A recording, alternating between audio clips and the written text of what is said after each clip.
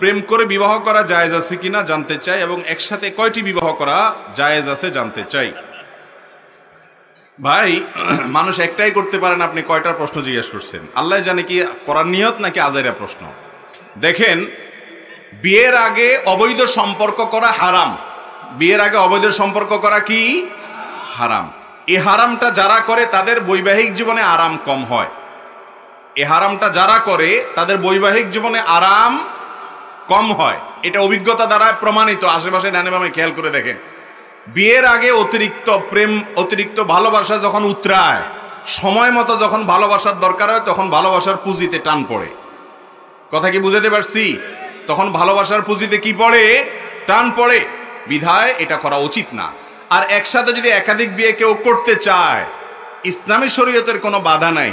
সে যদি তার পিঠ বাঁচাইতে পারে, শ্বশুরবাড়ির মাইদ্ধর, নতুন বউর মাইদ্ধর, বউদের ঝগড়াঝাটি, এগুলো সব সামলাইতে পারে।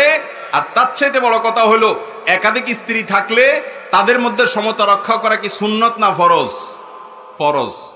সে এটা করতে পারবে কিনা, নিজের উপরে নিজের কতটা আত্মবিশ্বাস বা কনফিডেন্ট আছে, এটার উপরে নির্ভর করবে তার জন্য একাধিক বিয়ে জায়েজ কিনা। যদি করতে পারে, তার সে ক্ষমতা আছে, নিজের উপরে নিজের সে আত্মবিশ্বাস আছে যে সে আল্লাহর নাফরমানি করবে না, নতুন বউর দিক টানবে না, পুরান বউর উপরে সে জুলুম করবে না, সমান হারে সবাইকে ভরণ পোষণ দিবে, সবার সাথে সময় কাটানো, সবকিছু সমান হারে দিবে, কোনো প্রকার বেইনসাফি করবে না। এই আত্মবিশ্বাস যদি তার থাকে, আর বিবাহ করার পর সবার হক আদায় করার ক্ষমতা থাকে, এবং ওই যে পাশাপাশি আজকালকার বাস্তবতা অনুযায়ী যে এর পরবর্তী যে পরিস্থিতি হবে এটা সামলানোর ক্ষমতা যদি তার থাকে, তাহলে ইসলামের দৃষ্টিতে কোনো বাধা নাই। মাসআলা শুনে করলেন, এরপরে মাইদ্যরকে আমার দোষ দিলেন, তাহলে হবে না।